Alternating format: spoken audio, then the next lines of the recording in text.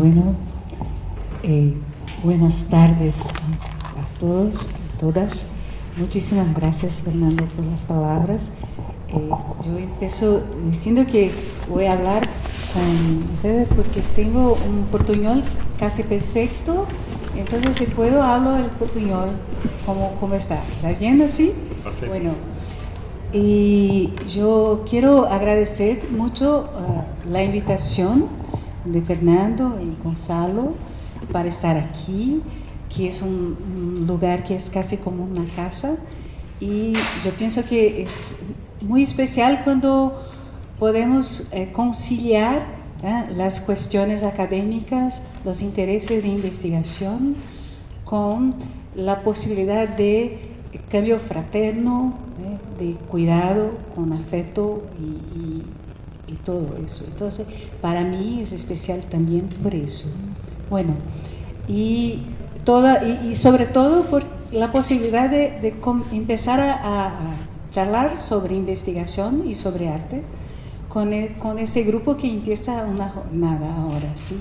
Entonces, les digo ya de salida que comparto aquí más cuestiones de dudas do que certezas, ¿sí?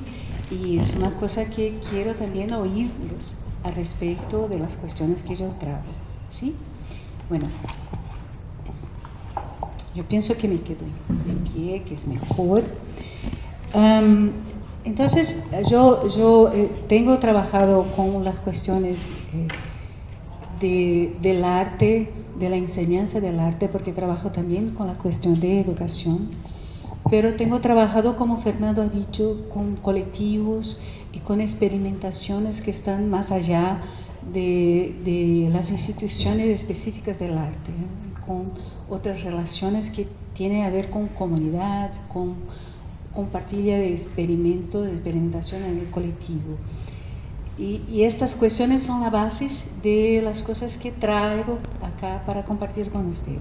Bueno, cuando pensamos, pido perdón también porque preferí escribir en portugués para no correr el riesgo de errar, ¿sí? Bueno, entonces cuando pensamos en investigación y en arte, hay algunas cosas que a mí me parecen que son cosas que necesitamos preguntar todo el tiempo, que yo me pregunto todo el tiempo, ¿qué es que me motiva a investigar? ¿Por qué? ¿Por qué me motivo e empiezo a desarrollar un proyecto de investigación? Y también, ¿a dónde llego con esto? ¿A dónde estos proyectos de investigación me llevan? Como persona y como docente y como investigadora también, ¿no? ¿Qué papel estos procesos cumplen en mi vida profesional y personal y tal, ¿no? Bueno, y ahí yo tomo una referencia que tiene hecho un poco de sentido para mí, que es la idea de que el espanto es un punto de partida para que nosotros sintamos el deseo de conocer. Entonces, cuando yo me deparo con algo que me produce un espanto, yo me pregunto, ¿qué pasa? ¿No? Y me lleva a querer conocer. Pero lo que provoca el espanto es una relación sensible con el mundo. Entonces, cuando el mundo me toca de alguna manera la sensibilidad, ¿sí?, me provoca el espanto. Entonces, antes del espanto viene el proceso de la experiencia de la estesis, ¿sí?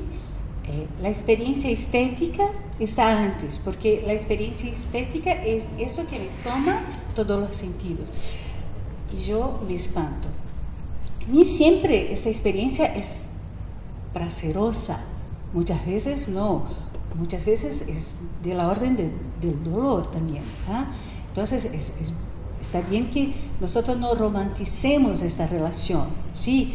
Que puede ser del dolor, puede ser de placer, puede ser de varias órdenes, ¿sí? Pero es esta relación que me causa, los sentidos perciben algo, y cuando yo digo y pienso del mundo, no estoy pensando de algo que está afuera de mí. Yo hago parte del mundo, yo también soy del mundo.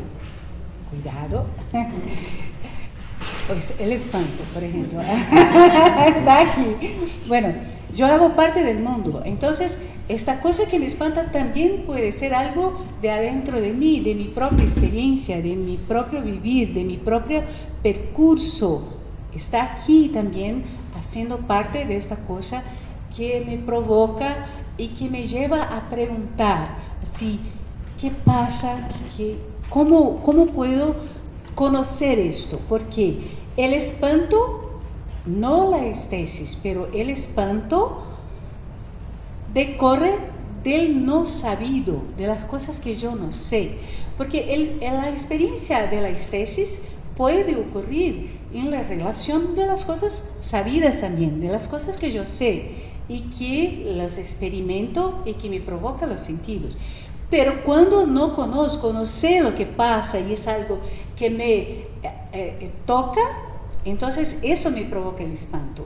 Y el espanto entonces es algo que yo preciso, yo necesito admitir, no sé, no conozco, no sé explicar esto que pasa. Entonces, esta es una condición para preguntar y buscar, entonces, construir alguna explicación, alguna interpretación de lo que pasa. Preguntar qué sucede. Entonces, la idea de la estesis es que ella antecede en mucho la propia noción de arte. Porque, mira, regularmente nosotros ligamos la idea de estética con el campo del arte, pero es importante atentar para el fato que nosotros estamos hablando de aestesis, que es un concepto más amplio, ¿sí? Y que antecede la propia noción del arte. Algunas veces podemos decir que el arte disciplina esta experiencia en un ámbito específico de la estética. Nosotros vamos a hablar un poco acerca de eso adelante, ¿sí?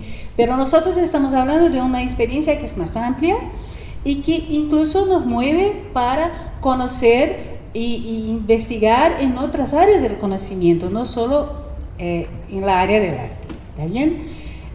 Entonces, los procesos de investigación en general decorren de una necesidad de conocer más algo que nos toca y que nosotros no sabemos acerca. Eso en todos los campos del conocimiento, ¿sí? Bueno, entonces, ya tenemos una cosa. Una de las condiciones para el espanto es no saber. Yo me espanto porque no sé. Es la constatación de que no sabemos. Y en verdad, nosotros mucho más no sabemos lo que sabemos. Nosotros no pensamos mucho acerca de eso, ¿eh? Pensamos que sabemos todo, ¿eh? Pero no saber es muy mayor lo que sabemos. Es una cosa importante de pensar. Y cuanto más aprendemos, más descubrimos que sabemos menos de lo que pensábamos antes que sabíamos, ¿eh? Es interesante. Y la no certeza, o sea, la duda, ¿eh? Es un ingrediente fundamental para que podamos nos espantar diante del mundo y de querer saber sobre él. Porque cuando tenemos muchas certezas, muchas veces las certezas nos llevan a engaños. Tenemos certezas de algo, está explicado, está todo tranquilo, no hay que dudar. Puede tener certeza, es una certeza, que es un engaño.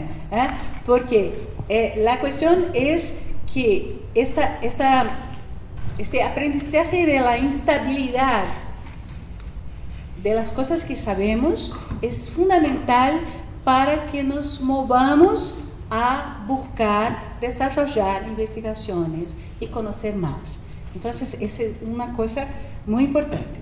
Y la otra, que estas certezas en general están relacionadas con las cosas con las cuales nosotros estamos familiarizadas. Entonces, las cosas que la calle por donde yo paso todos los días, a casa que yo habito desde la infancia, de la niñez, son cosas que yo conozco. Entonces, no hay espacio para duda. ¿Sí? Bueno, sí, hoy en la presentación de Santiago, él decía una cosa que me llamó la atención, que es, los árboles que él ha escuchado, él las conoce desde la niñez. Ellas están allá. Cuando era niño, joven, y ahora como padre, las visita. Y descubrió en ellas una cosa absolutamente nueva que él no conocía, que eran sus sonidos internos, las pulsaciones de sus movimientos internos. Entonces, es una cosa muy interesante para pensar eso, que son cosas que estaban absolutamente familiares para él, pero que a un punto descubre en ellas cosas que no conocía. Entonces, es importante mirar desde otro punto de vista, mirar de otra manera e incluso dudar de estas cosas que uno tiene certeza acerca de todo que le parece familiar o plenamente conocido. Nada es plenamente conocido. Es una cosa que debemos pensar. Bueno, otra cosa que nosotros podemos pensar es que uno de los proyectos del arte, ahora pienso en los procesos de creación, en el mundo del arte específicamente, ¿sí? Es provocar ese espanto. Entonces, que la experiencia, ahora lo digo, estética propiamente dita, a partir de las relaciones que establecemos con los trabajos artísticos, son experiencias que provocan espanto, que nos mueven, que nos desestabilizan, que nos atraviesan. Dice, ¡wow! Tengo que pensar al respecto. ¿Cuántas veces yo vi una película, la vi y después me quedé inquieta y volví a ver para pensar de nuevo, o un libro que empecé a leer y en la primera página paré? Tengo que procesar esto porque me impactó. Entonces tengo que asimilar este impacto para proseguir a leer. Entonces yo pienso que uno de estos proyectos del arte es provocar este espanto por la experiencia estética, ¿sí? Y no mover a querer pensar más sobre el mundo, sobre nuestra relación con el mundo, ¿sí? Y sobre nuestra propia condición, ¿sí? Entonces, adentro y afuera del campo del arte, ¿sí? La producción de conocimiento es una búsqueda por respuestas al espanto, ¿sí? Al espanto, que puede ser la Tierra que se mueve alrededor del Sol y no al contrario. Esto causó espanto, ¿sí? Me acuerdo, hace un par de años, yo estaba viajando de avión y un niño de cosa de 9 años se sentó a mi lado en la ventana. Era su primer viaje de avión. Entonces se quedó colgada en la ventana mirando afuera. Y después me preguntó, ¿qué es esta cosa blanca afuera? Y yo, familiarizada con los viajes, ¿sí? Le dice, es la nube. ¡Oh! Nosotros estamos adentro de la nube. Y sus ojos parecían estrellas, mirando la nube, nosotros estamos adentro. Entonces, lo que pasó es que en aquel momento su espanto me causó espanto, y me cambié en niña también. Entonces, sí, estamos adentro de la nube. Y ha sido una experiencia increíble estar con él en este momento que es marcante para su percurso, su historia, ¿eh? Sí. Bueno, entonces una cosa que en el campo del arte, pero no solo en el campo del arte, es importante de pensar es que esta cosa de la estesis o de dejarse tocar por la experiencia con el mundo, está articulada con el proceso de poiesis, que es el proceso de recrear estas relaciones con el mundo. O sea, son cosas que no se disocian, que están juntos, porque el mundo me toca y yo contesto esta experiencia produciendo otras narrativas, otras maneras de estar en el mundo que también me tocan, ¿sí? Entonces son cosas que no se disocian. Entonces, estas producciones de interpretación del mundo, sea por el lenguaje del arte, sea por los otros campos de conocimiento, son maneras de recrear, de reinventar las formas como estamos en el mundo, de recrear este mundo donde estamos, sea explicando con ecuaciones de matemática, con ecuaciones de física o tal, o con sonidos captados del espacio interno de los árboles, por ejemplo.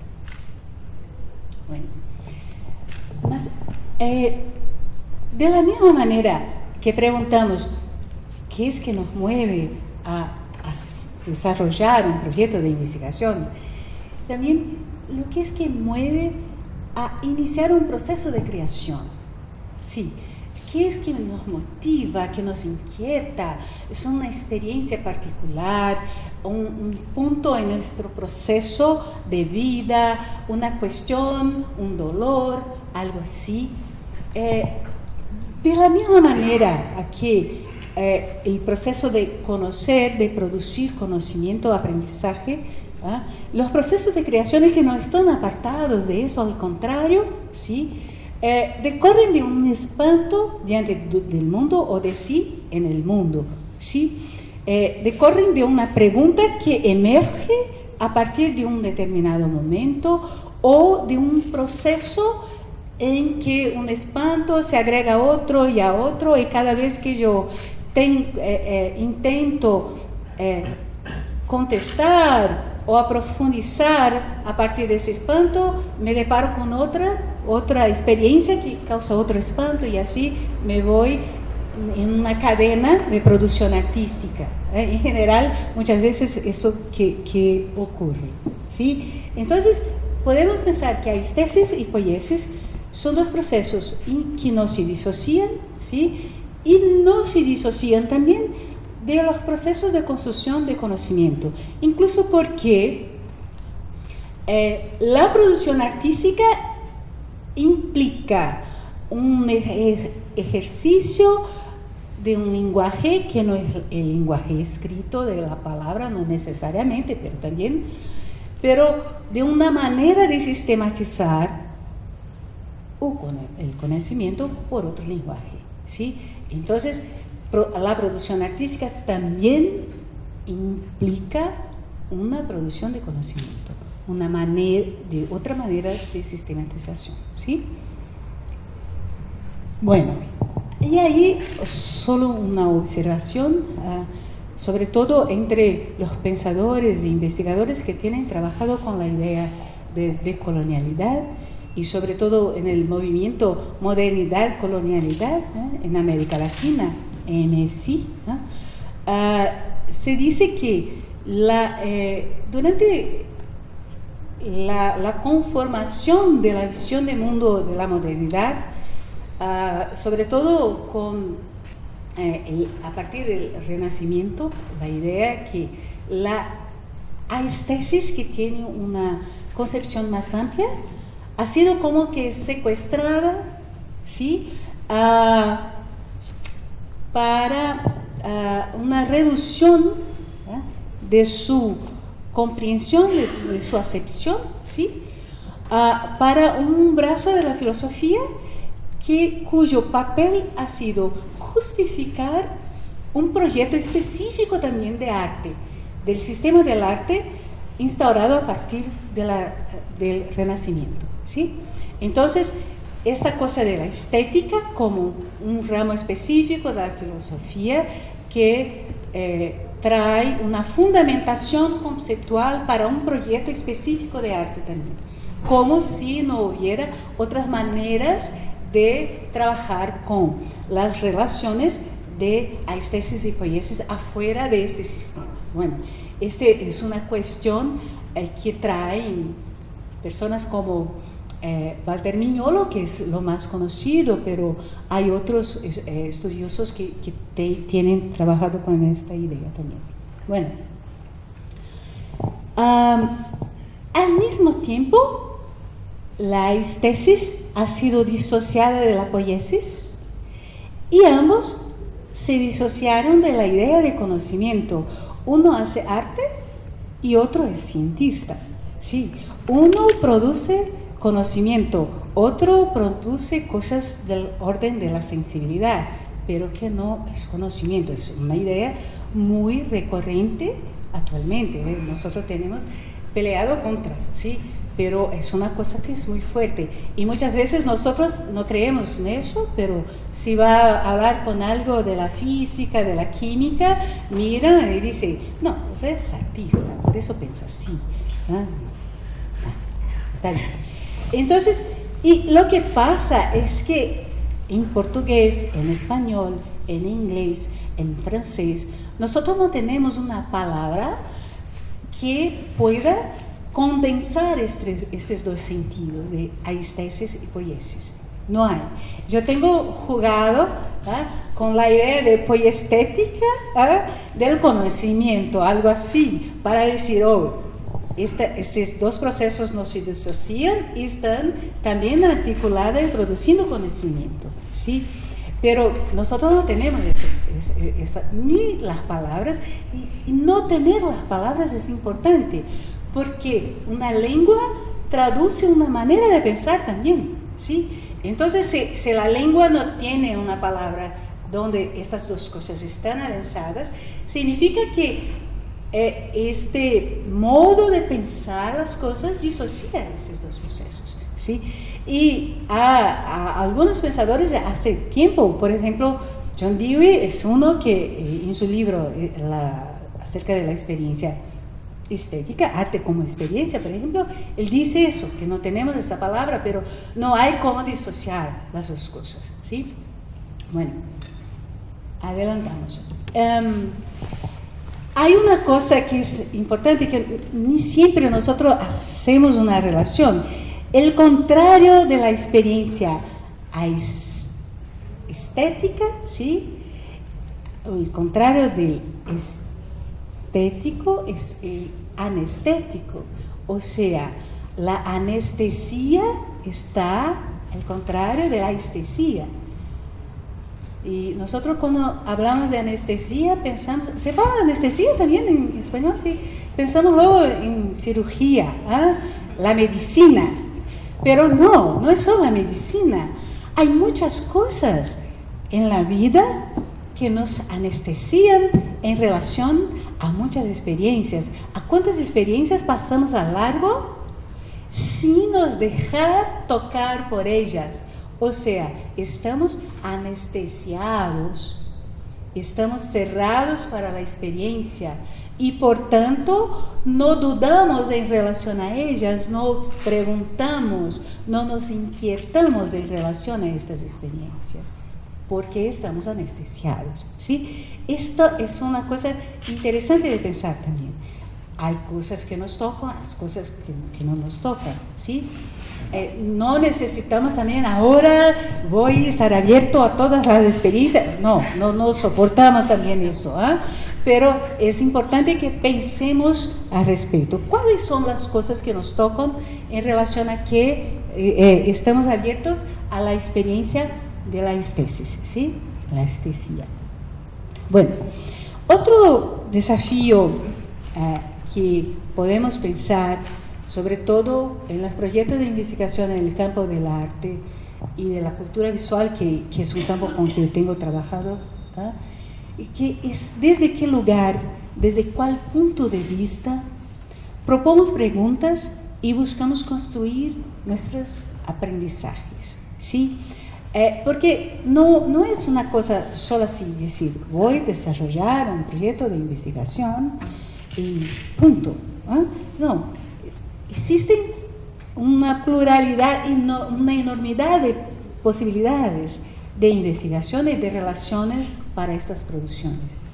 Entonces, habemos que preguntar acerca de los puntos de vista que nosotros asumimos en relación a qué nosotros vamos a investigar. Entonces, vamos a pensar esto. En la teoría clásica del conocimiento hay una separación. El sujeto que conoce, el objeto del conocimiento. Es una relación de un es activo, se espanta, es capaz de producir, de pensar. Otro provoca el espanto, pero es pasivo. Se da al conocer, pero no es capaz de producir conocimiento. Yo no estoy de acuerdo con esto, ¿sí? Es de la teoría clásica de conocimiento que hace ese apartado. ¿Está bien? Bueno, esta es una idea incluso que está incluso en el campo del arte desde el principio. Por ejemplo, si pensamos el papel que el arte cumplió en los procesos de colonización, por ejemplo, en los artistas que venían de lejos para hacer las pinturas sea de los reyes, de la élite, como también de los negros, de los indios y tal, y con una relación de dominación, ¿sí? de poder político. Yo soy el artista y yo puedo hacerlo porque yo soy el dueño de la imagen y también de la interpretación de la imagen que yo produzco, ¿sí? Entonces, mismo en el arte, esta separación es muy fuerte en muchos momentos de la historia del arte. Entonces, por eso, y esto está muy presente aunque hoy. Entonces, es importante que nosotros preguntemos desde dónde nosotros nos posicionamos en relación, por ejemplo, a las cosas que queremos investigar. Bueno, y ya dice aquí, pero una cosa, esta relación es una relación que tiene sido contestada en muchos campos, y la idea es que esta posición puede variar de muchas formas, de muchas maneras, pero habemos siempre que contestar o que preguntar o dudar de estas cosas cuando hay relaciones de poder adentro del proceso de investigación, entre quien investiga y o la temática, no necesariamente una persona está investigando. Esta es una cuestión que nosotros tenemos que tener en cuenta y nos preguntar todo el tiempo. Y la otra cosa es que no importa la distancia, el sujeto que investiga está siempre implicado en el objeto de investigación, está siempre implicado en el asunto que está siendo investigado. No importa si no quiere, dice así, me voy a vestir escafandro, estoy en la luna viendo de lejos, no, está implicado necesariamente, ¿sí? Bueno, entonces tenemos la primera situación de relación entre quien investiga y su asunto, que está arriba, lejos, el asunto está acá, y es una relación que es medio asimétrica, así. Yo miro, entonces, ¿qué investigas? Yo investigo un historiador de arte de la Idea Media que está allá, muy lejos, entonces yo soy una persona que hoy domina todo el asunto acerca de eso y tal, tengo una cierta autoridad acerca de ese asunto, pero yo no tengo nada que ver con esta persona, este pensador de la Edad Media, eso es algo solo, ¿no? ¿Está? Entonces hay una relación, pero esta distancia no es solo temporal ni solo geográfica. Yo no necesito estar aquí para investigar a alguien de la Patagonia, por ejemplo, y decir, estoy lejos. No, hay personas que están conmigo y que están lejos. En el tiempo, en el espacio muy cercanos, pero están lejos en términos del abordaje que yo haga o de la cuestión que me mueva y tal. Bueno, entonces me acuerdo, por ejemplo, que yo estaba desarrollando una investigación con personas que trabajan con películas, que producen películas, pero no tienen formación para eso, no hacen parte de los festivales, ni muestras, ni ven sus películas en salas de cine, ni nada. Tienen una otra actuación y en general son casi analfabetos y tal. Y entonces los buscaba. Y embarqué, no es lo ónibus que yo fui, pero en imagen, y viajé por 10 horas, una distancia que era corta, 420 kilómetros solo, pero el ónibus y paraba en la estrada, y las personas subían, las personas decían y tal, y por este proceso yo iba como me acercando de la ciudad y me acercando también de la persona que yo buscaba, de los sonidos, de las hablas, de las cuestiones que traían, que charlaban conmigo, incluso del polvo, porque tenía polvo también. Entonces, cuando llegué al fin del día ya, de alguna manera yo estaba un poquito menos lejana del lugar de las personas y tal, ¿no? Entonces, es una idea que me pasa cuando yo pienso la cuestión de la distancia. Y mismo así, había algunos momentos que yo me deparé con algo que yo tenía como investigadora que transponer para llegar hasta allá. No era que las personas no me comprendían, era yo que tenía que hacer el esfuerzo de me hacer comprendida y llegar hasta ellos, con mis cuestiones, con mis preguntas. Bueno, la otra situación es cuando quien investiga está más cerca del asunto, pero horizontalmente, hay una relación más horizontal y hay reverberaciones entre el asunto y lo que la persona investiga, pero siempre hay aquí también una situación que es el otro, siempre como de la otra manera es el otro que yo investigo. El otro no necesariamente es una persona, pero puede ser un asunto que no es el mío, pero que de alguna manera se relaciona con el mío. Y que yo voy a buscar una interlocución que sea de paridad, ¿sí? Como investigadora, ¿sí? Que ya se coloca en una relación también que comprende que el poder y la autoridad de quien investiga es casi nada en relación a lo que está siendo investigado. Yo siempre digo, no olvide que los asuntos que están investigados dependen del investigador. Tienen vida propia, sí, si no soy yo propia, ¿eh? Si yo quiero investigar un artista, quiero un colectivo, una ciudad, un ambiente, un local, los árboles que Santiago ha investigado no dependen de él depende de los árboles. Esta relación es bueno que nosotros no olvidemos, porque nosotros llegamos, tengo una investigación que es la cosa más importante porque me mueve, pero el otro mira y va así, pero ¿para qué quieres hacer eso? Sí, es una cosa que nosotros tenemos que tener en cuenta, ¿sí? Bueno, y ahí, esta cosa de llegar más cerca, de estar en una relación que sea más horizontal, me acuerdo también en este mismo proyecto de investigación que yo trabajaba con otro hacedor de películas, que era Martins Muniz. Yo llegué para observar, para acompañar su trabajo en el set, ¿eh? Y él me llamó adentro y empecé a ayudar en la producción. Entonces empecé a establecer una troca, un cambio y un diálogo más próximo y a oírlo más, ¿eh? Y a observarlo trabajando junto, trabajando con también, ¿eh?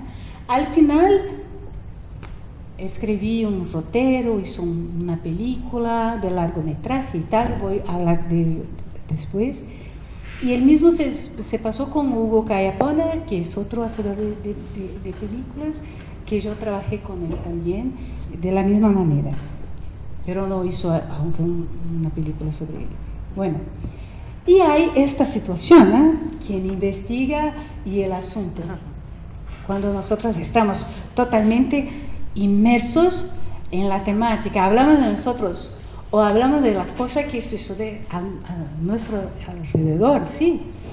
Que es cuando, por ejemplo, trabajamos con autobiografía, autoetnografía, o trabajamos con las producciones, las creaciones artísticas, por ejemplo, que son aquellos trabajos, yo pienso acerca de mi propia práctica docente o el proceso de creación, que estoy produciendo el proceso, observando el proceso y pensando acerca del proceso, todo al mismo tiempo estoy inmerso en el asunto, tengo el asunto por todas las partes, de todos los lados.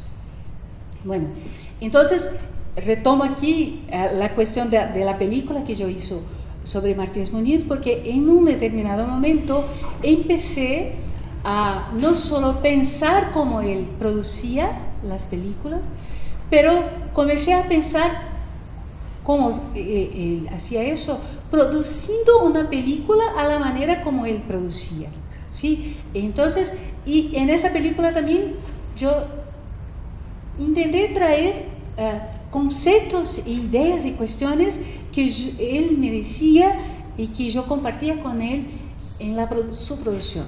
Entonces era una manera yo de sistematizar también las cosas que aprendí con él y que aprendí acerca de él, no necesariamente en un texto académico, pero en una película.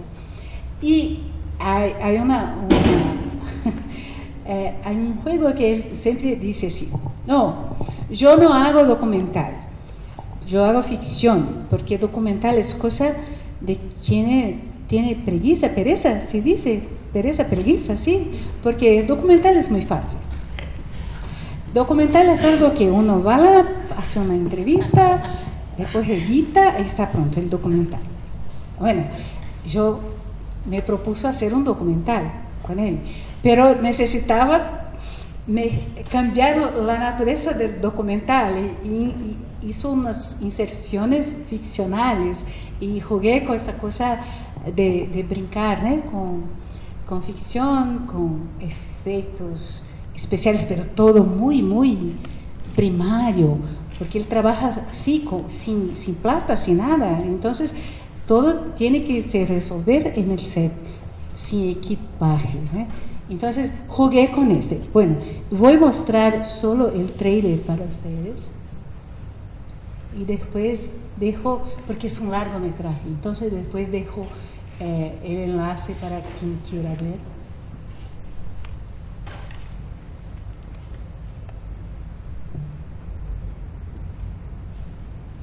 Câmera, ação!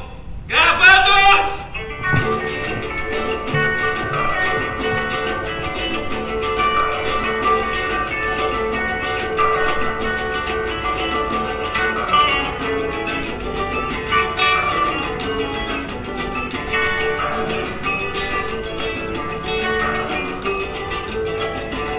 É picalango, não é tango nem lacraia. Homem que foge da raia, não dá boi, não dá bambá. Ziriguito nunca foi coco nem martelo. Cantador do lero-lero, não é goi, não é goiá. Se tá na mira do nosso vocabulário, é só pegar um dicionário que ele vai te clarear. Tá no molejo, tá no pé e tá na bola, tá no toque da viola e no galopa beira-mar. Tá no galopa beira-mar. Taca fogo na canjica, chama a galera pra cantar. Bota chamego na mistura desse tipo de boa sessão pra nós. Taca fogo na canjica, chama os mano pra rimar. Bota chamego na mistura desse jogo de cintura, a gente vai improvisar.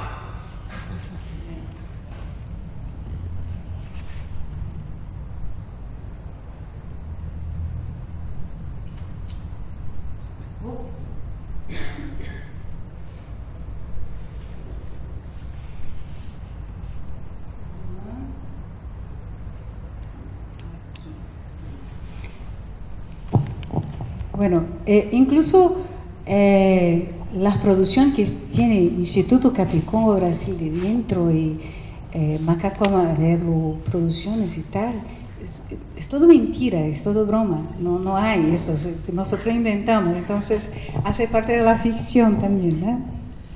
Bueno, la última manera de relación entre el asunto y quien investiga es cuando las cosas no van tan bien, están tan adentro que lo sofoca totalmente.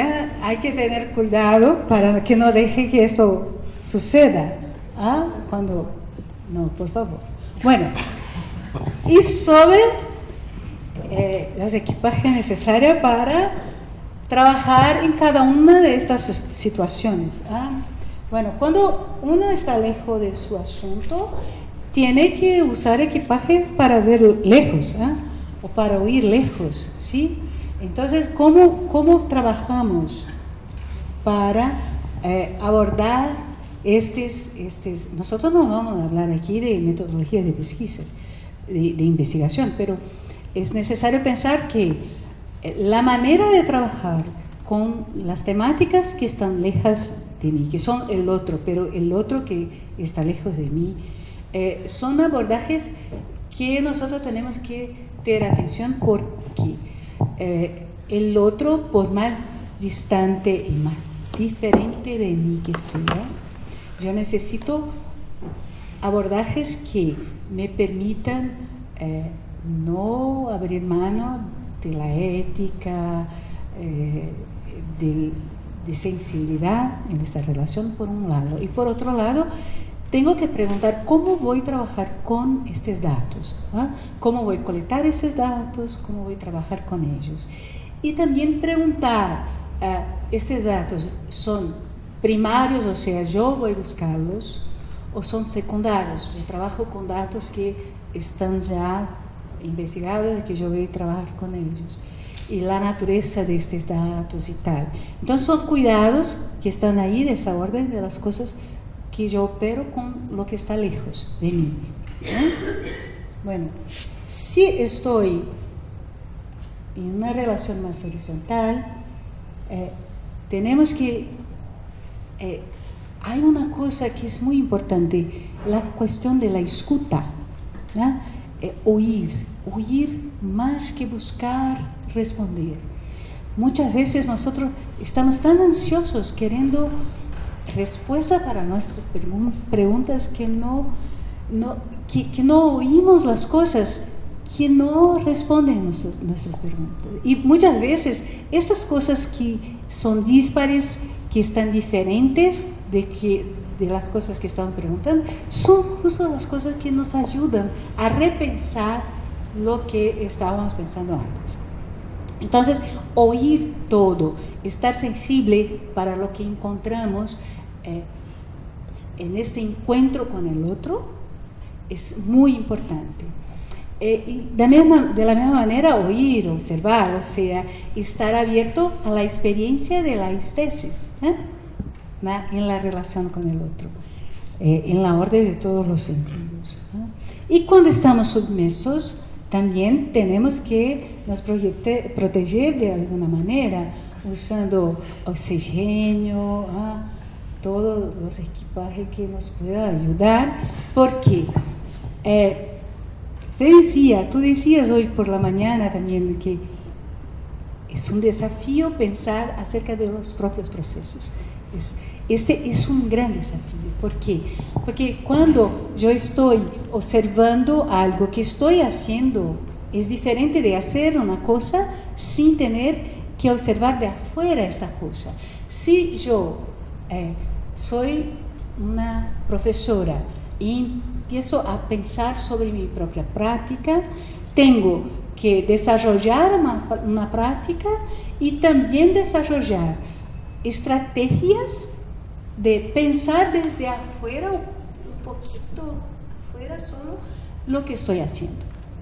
Entonces, que son dos camadas distintas, que están colgadas, pero que son distintas, y que yo tengo que perceber cuando estoy hablando de una y cuando estoy hablando de la otra. En los procesos de creación, los procesos que yo vivo, también es lo mismo.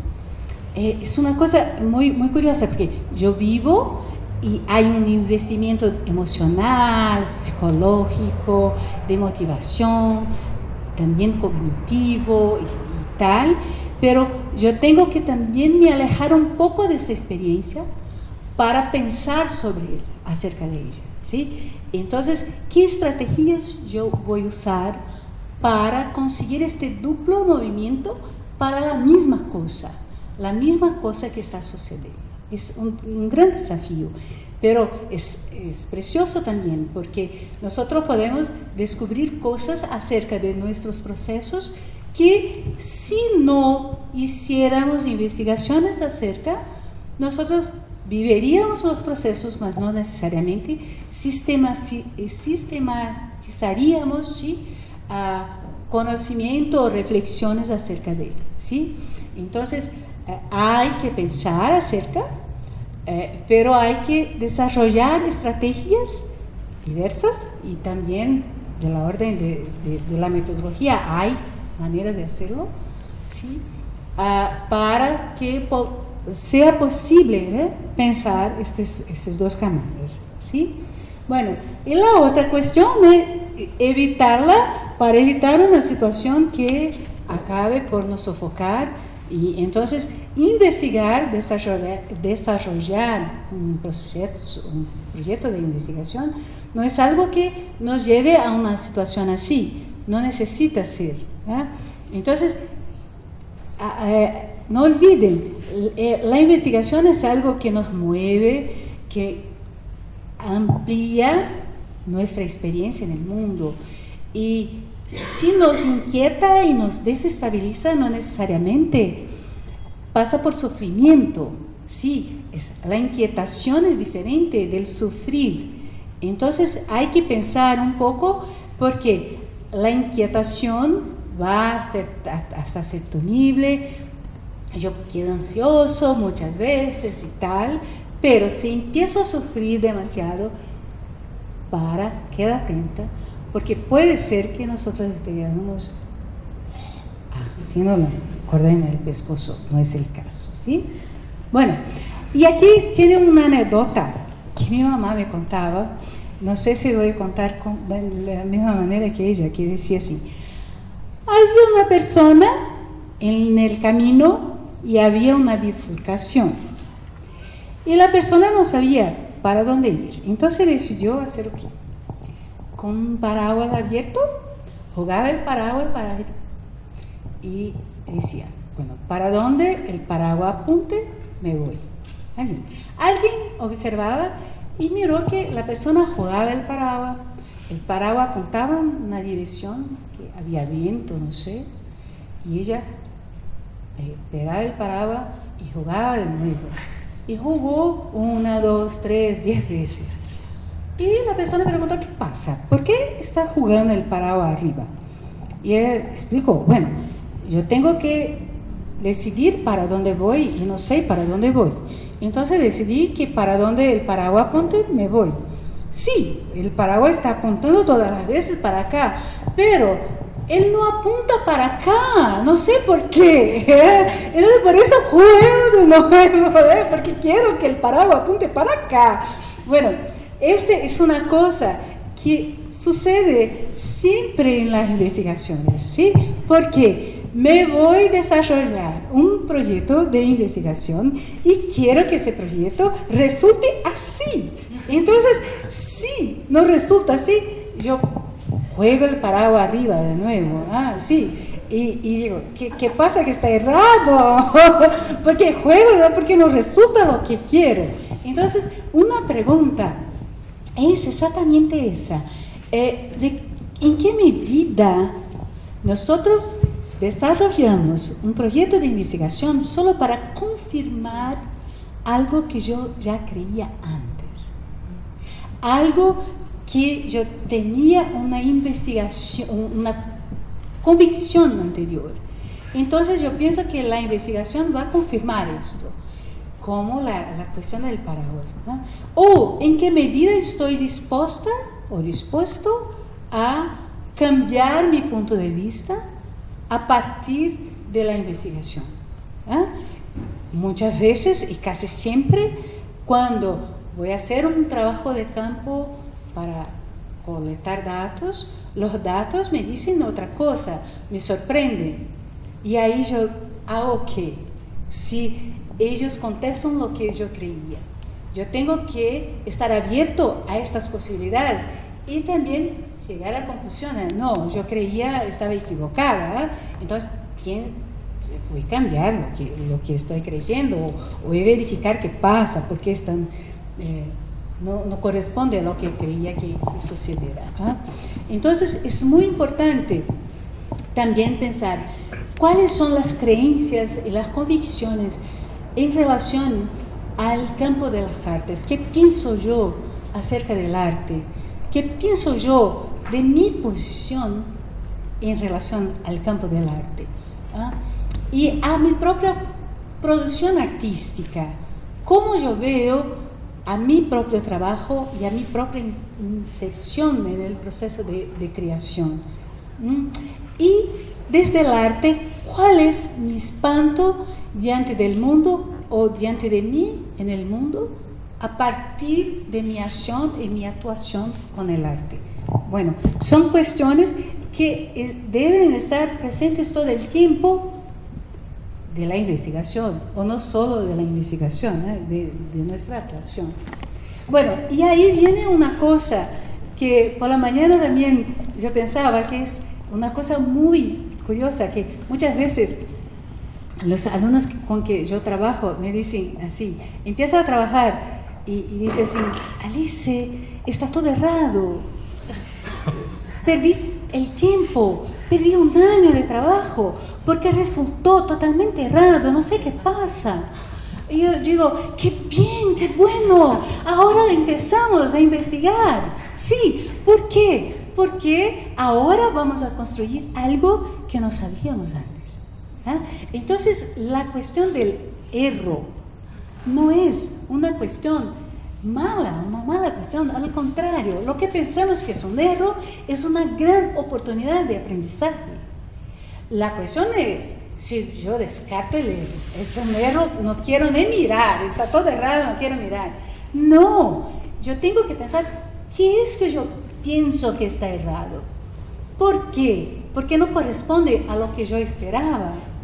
Porque resultó de otra manera, que yo no tengo ninguna referencia anterior.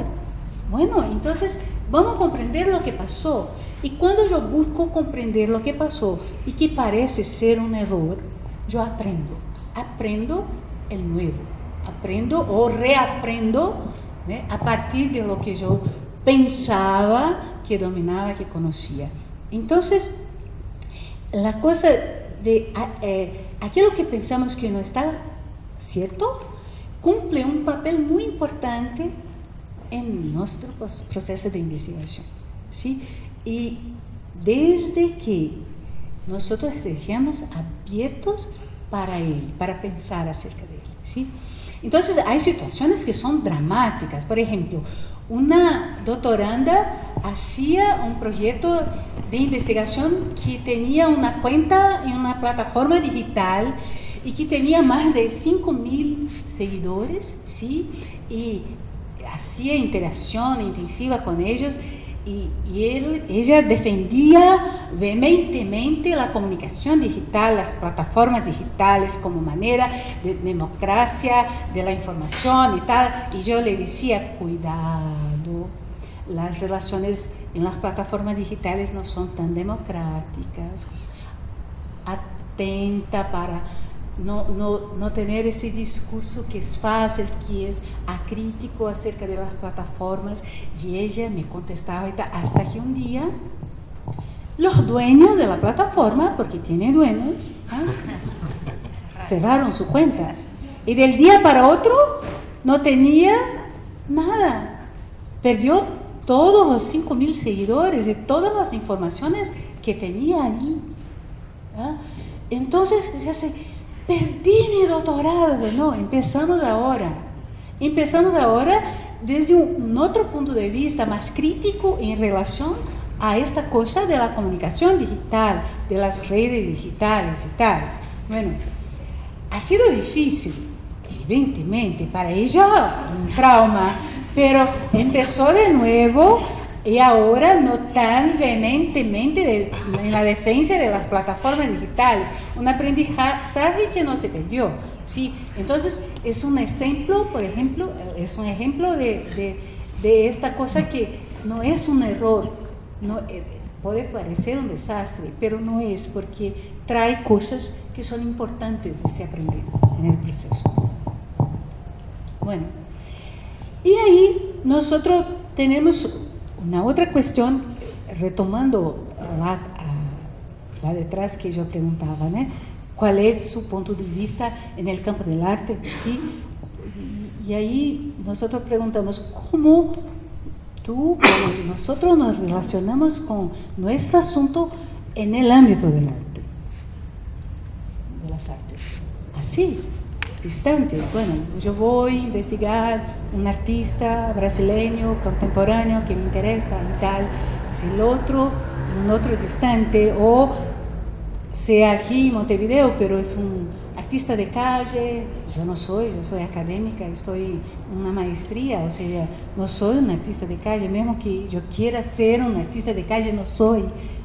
Y si voy a trabajar con alguien, yo mismo, por ejemplo, me fui 10 horas de ómnibus y llego para hablar con seu sobrinho, pero está lejos de mí, aunque yo me torné su amiga, pero yo soy académica y él no. Es una diferencia que yo no puedo perder de vista, ¿no? Bueno, o estoy más cerca, o estoy inmersa en el asunto, o estoy sofocada por él. No me olvido de esta figura porque es importante, porque suceden cosas, ¿no? Bueno, y ahí tenemos estas posibilidades también de posición, que son la temática de investigación se debruza sobre el mundo del arte, ¿sí? Pero yo puedo abordar una cuestión teórica, yo puedo abordar una cuestión práctica del mundo del arte, pero que está afuera de mí, ¿sí? Es el otro, a pensar, ¿no? Esta relación con el otro. O a la temática, la investigación trata del mío propio percurso o de un trabajo que yo desarrollé. Por ejemplo, una investigadora que en la maestría trabajó con su trabajo de creación de 5 o 6 años detrás, ¿no? Pero sobre su propio trabajo, ¿sí? Entonces, pensamos la formación, nuestra propia formación, nuestros percursos, como Santiago relataba cómo llegó hasta el vacío sonoro ahora y tal, nuestra actuación como docentes y tal. Estamos pensando nuestros propios procesos. O la temática se sitúa afuera del mundo del arte, por ejemplo, en la física, en la educación, etcétera. Pero nosotros buscamos elementos del arte para pensar estos procesos que están afuera del mundo del arte. Y nosotros tenemos muchas estrategias de investigación y el arte está presente de esta manera en la educación eventualmente y otros campos de conocimiento, ¿no? O nosotros podemos pensar también las temáticas que atravesan el campo del arte, pero se colocan de manera independiente o crítica en relación al propio campo del arte, ¿sí? Y problematiza de adentro y de afuera del campo, transitando en ese territorio. Son posibilidades, no son solo estas, pero son posibilidades de relación y de posicionamiento que nosotros tomamos en relación al campo del arte en nuestras investigaciones. Bueno, ¿por qué pasó de nuevo? Otro. Bueno, y esta cuestión, este último punto, es un punto que a mí, como investigadora, me interesa particularmente, ¿sí? Porque yo estoy sí en el campo del arte, yo trabajo como docente en una facultad de arte. No puedo decir, no estoy en el campo de arte, soy crítica. No, estoy adentro, trabajo con docencia, con formación de profesores para la enseñanza del arte y hago producciones también. Pero estoy siempre intentando forzar posiciones críticas y problematizar estas relaciones, para ejercitar la crítica y buscando otras experiencias que sean da orden de la estesis y que no estén disciplinadas o que no estén aprisionadas por los aparelhos específicos del sistema del arte. Bueno, y ahí viene una cuestión que yo digo que es epistemológica, pero yo quiero contar un poco acerca de esta imagen que la artista hizo una cara, es una cara de una mujer en la ¿cómo se dice? En el alambrado que está en vuelta de la mata en la universidad. Entonces puso los ojos, las calabazas para enfeitar la cabeza, tiene los pelos, y estaba trabajando cuando vino el mono, y el mono a él le interesaban las calabazas, ¿sí? Entonces él gritaba con ella, y ella se afastó, y el mono se fue tranquilamente y le quitó todas las calabazas, ¿eh? Y ella sacó las fotos, ¿sí? Bueno, y a mí me parece que es lo más interesante, es el mono sacando las calabazas, ¿sí? Y que no estaba previsto en el planeamiento de ella, ¿eh? Bueno, entonces, cuando yo pienso eso para pensar que cuando nosotros hablamos de cultura visual en relación a las artes, a mí me interesa más el abordaje epistemológica que la idea de cultura trae, do que necesariamente su referencia sustantiva. No voy me prender mucho a esa cosa, pero el abordaje epistemológica me dice que las prácticas artísticas son prácticas culturales que están en determinadas circunstancias sociales, históricas y culturales. O sea, no son universales, no articulan sentidos universales, no articulan verdades universales, están siempre ancladas en ciertos contextos, ¿sí?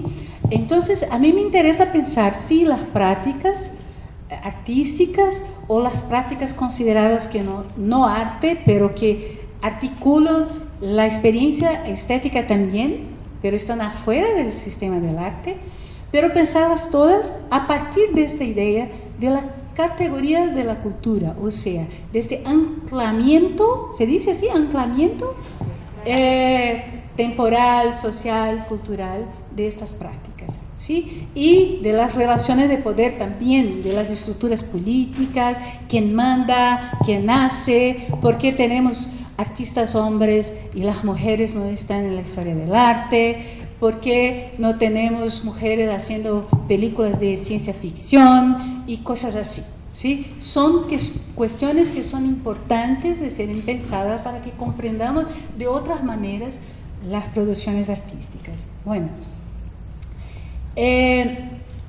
otra cosa que es importante es que la investigación en arte oportuniza esta relación o esta interacción entre diferentes lenguajes para sistematizar el conocimiento. Entonces, hizo un paso a paso de la cosa de la película, ¿eh?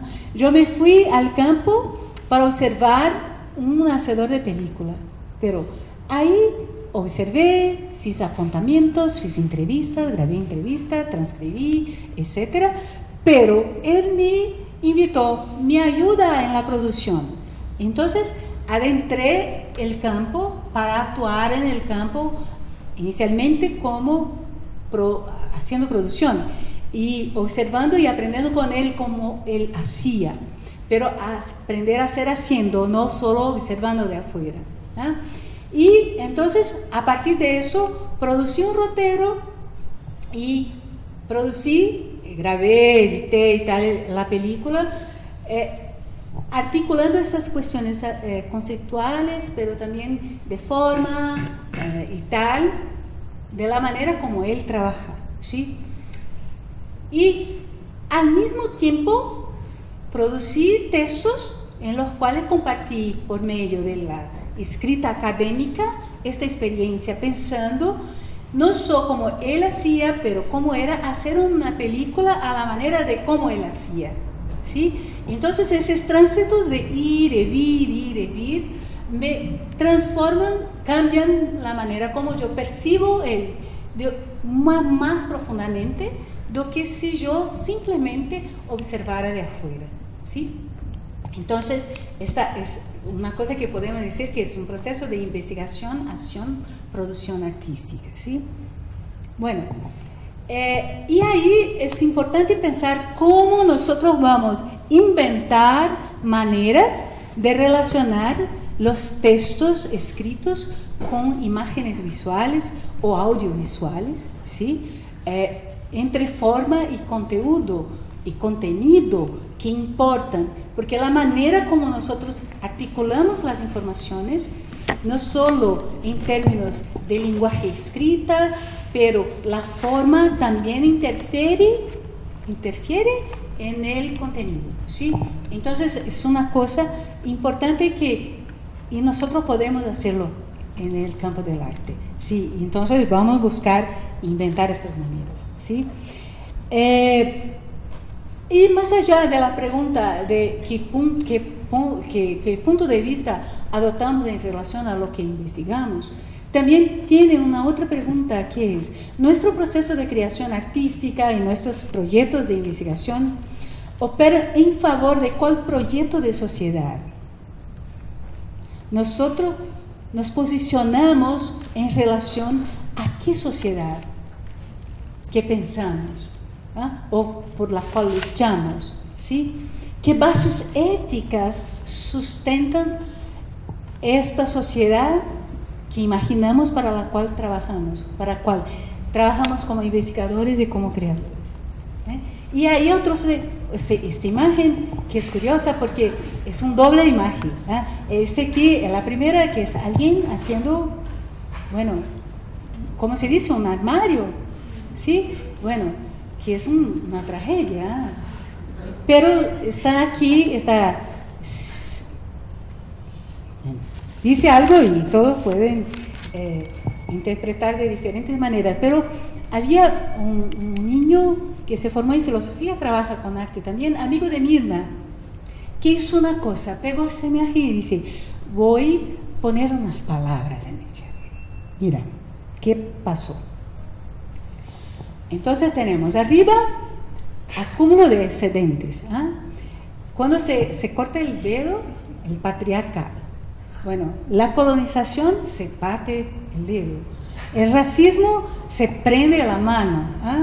El estado de capital casi se fura el brazo. Entonces resulta una civilización marcada por la sangre, que cambia el sentido de una manera muy, muy fuerte, la idea de las dos imágenes, pero que es una cosa que nosotros tenemos que tener en vista. ¿Por qué estamos luchando? Porque podemos pensar este armario como una obra de arte. ¿Cuántos trabajos artísticos nosotros tenemos noticia que son clásicos, que están en los libros de la historia universal del arte y que resultan de procesos tan perversos y tan violentos como este? Y nosotros nos posicionamos de qué manera en relación a ellos, ¿sí? Tenemos que preguntar esto.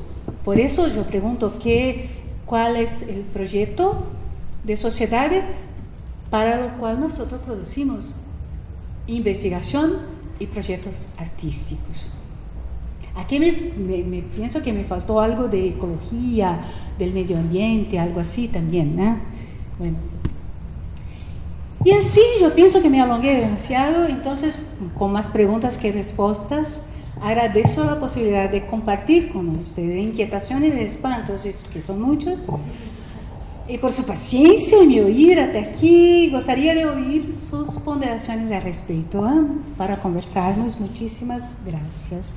Bueno, aquí tienen mi contacto si quieren. también hablar después. Muchísimas gracias.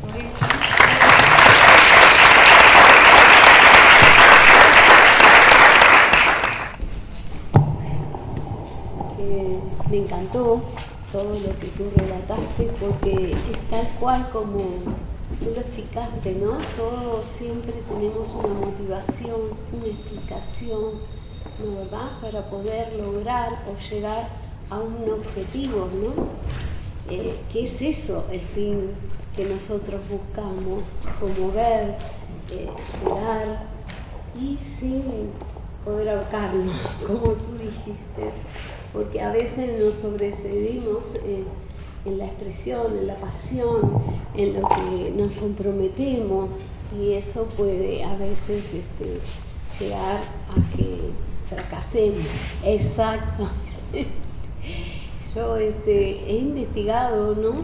Siempre cosas en los libros, en las cosas que nos mueven cada día para, como tú dices, tener el logro, que es eso, el final, ¿no? Porque si uno no investiga, no busca, no pregunta, que tenemos hoy a la mano, ¿no? Está todos los elementos, es mucho más difícil poder lograrlo. Hoy yo veo para la juventud, lo digo para todos los que hacen maestría, que está todo mucho más facilitado que antes, que nosotros estábamos en internet, todo ese tipo de cosas, ¿no?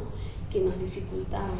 Así que muy enriquecedor, te agradezco, y esto que tú has planteado también lo hice hace poco, pero en la literatura, que no tiene nada que ver, vamos a decir, con lo físico, pero hay que investigar siempre. Gracias.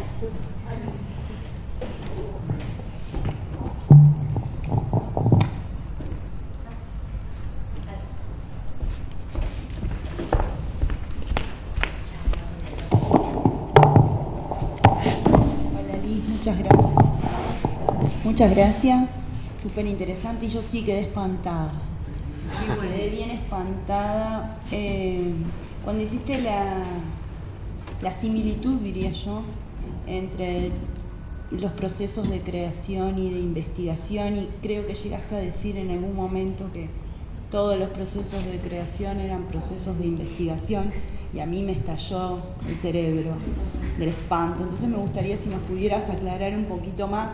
O sea, como que yo lo que llegué a interpretar fue como que en definitiva hay una creación de conocimiento, pero que está en otro lenguaje y dispuesto de otra manera, que no es el lenguaje escrito. Pero es solo eso. Todo proceso creativo es un proceso de investigación y de producción de conocimiento. Capaz que yo tengo el sesgo de conocimiento científico, pero ahí tú me dirás. Sí, gracias. Sí, esta es la cuestión. Bueno, una cosa es conocer, ¿sí? Otra cosa es sistematizar el conocimiento de acuerdo con los criterios y los protocolos de la ciencia, ¿sí? Bueno, entonces nos lleguemos aquí, que la ciencia, de la misma manera que nosotros decíamos que no hay un arte que es universal, no hay una práctica que es universal, también la ciencia nos da cuenta de todo, ¿sí? No es universal, ¿tá? Y entonces, nosotros, en la academia nosotros necesitamos sistematizar conocimiento, teniendo en vista los protocolos o parte de ellos de la ciencia, ¿sí? Para la legitimación, ¿sí? Entonces, nosotros necesitamos hacerlo, pero una cosa es nosotros hacer la sistematización y tal, pero teniendo en cuenta que cuando uno desarrolla un proceso de creación y de manera sistematizada, haciendo las preguntas, reflexionando al respecto y tal, produce conocimiento también, ¿sí? Y lo que nosotros hacemos es producir conocimiento sistematizado en el lenguaje artístico con que trabajamos, y reflexionar al respecto con la lenguaje escrita de acuerdo con lo que el modelo tal vez o la referencia científica solicita, ¿sí? O que no es malo. ¿Por qué? Porque nosotros ampliamos las cosas que pensamos al respecto cuando estamos creando algo, ¿sí? Por eso esta cosa del ejemplo que yo traigo, que yo aprendo, escribí mucho sobre Martín Muniz, después hizo el filme, la película, y aprendí de nuevo, después escribí sobre ese proceso. Entonces esa cosa de ir y venir y volver es algo que no está mal, que amplía las posibilidades. Entonces es importante pensar que yo puedo sistematizar una manera de conocer y pensar las cosas por medio del lenguaje musical. Sí, la manera como trabajo con los sonidos, no solo con la música, un cierto tipo de música, pero la sonoridad como yo trabajo. Pero yo pienso también y sistematizo estas reflexiones con lo escrito, y de esa manera sistematizo y amplío las posibilidades. Entonces, nosotros conocemos muchas personas que dicen, no, pero yo soy músico y mi producción artística basta para pensar la posgraduación, por ejemplo, o soy artista, está bien, yo hago performance, sí, está compleja y densa e intensa y está todo bien. Sí, puede ser, pero lo que pensamos en términos de un programa de posgrado es una sistematización, incluso que pueda ser compartida, con otras personas, y la mejor manera de hacerlo es por medio del texto escrito que sistematiza, que organiza y tal, y me ayuda a ampliar también mi propia experiencia. No sé, ¿está bien así? ¿Quién más? ¿Sí? Siguiendo con eso que estabas diciendo y metiéndome en otra cosa que dijiste, me preguntaba hasta dónde los límites de la escritura académica permiten permear, porque no se me ocurre otra palabra mejor, entre forma y contenido. Cuando hablaste de forma y contenido pensaba no solamente en el proceso de creación y en la manera en que se presenta, sino hasta dónde la flexibilidad de la escritura académica nos puede permitir dar cuenta en la forma de escritura del contenido. Sí. Es una cuestión bien importante. Yo hablaba sobre eso hoy, que decía, cuando hizo mi maestría, hizo en la educación, yo tengo formación en artes visuales, y hizo la maestría en educación, y allá las personas decían, bueno, acá se puede escribir en la primera persona, pero tiene que explicar por qué. Está bien. Entonces yo hice un estudio de caso, era una investigación etnográfica, de tipo etnográfica, escribí en la primera persona, expliqué, estaba todo bien. Pero mi doctorado hizo en la sociología, y los sociólogos dicen que quieren leyes universales, explicaciones que caben para toda la sociedad. Entonces decía, no puede jamás escribir en la primera persona, es solo impersonal. Sí, está bien. Bueno, lo escribí, la tesis toda, pero jugué con esto, lo que es una cosa interesante, porque nosotros podemos ser obedientes, pero jugar y hacer trampas con esto. Entonces, metí poesía, cosas así y tal, porque descubrí que escribir en lo impersonal no necesariamente no decía de mí. Yo estaba todo el tiempo allí, pero los sociólogos pensaban que estaba todo impersonal. ¿Sí? Es una manera de operar con esto. Y también había una otra cosa, porque yo trabajé con cine de ciencia ficción, en películas de ciencia ficción. Entonces, para la defensa preparé un video que tenía una pequeña historia editada con escenas de las películas y tal. Y mi director de tesis decía así, no, para los sociólogos no interesa la película, interesa la discusión teórica y conceptual.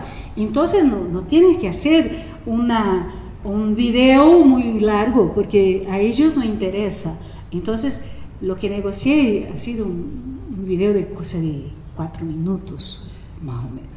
100 años de investigación, que era de 100 años, en 4 minutos de película. Está bien, todo bien. Bueno, pero mira, cada campo de conocimiento, la historia, por ejemplo, la historia, hay los que en historia dicen, los eventos que pueden ser considerados históricos tienen que tener documentos, y que no son documentos visuales, son documentos escritos. Si no hay documentos, el fato no aconteció, no ocurrió. La mayor parte del percurso de la humanidad no ha ocurrido entonces. Bueno, hay los que empiezan a decir, no, si hay fotos, si hay videos, si hay película, vale. Ya empezó a mejorar. Bueno, y ahí empezó a decir, no, vale también los depoimentos verbales, la historia oral, las historias que se cuentan y en ciertas condiciones y tal. Okay. Entonces cada campo de conocimiento establece sus protocolos y establece lo que puede y lo que no puede. Y nosotros que desarrollamos investigación necesitamos forzar, empujar, testar, experimentar, forzar otras maneras de esta relación de forma y contenido.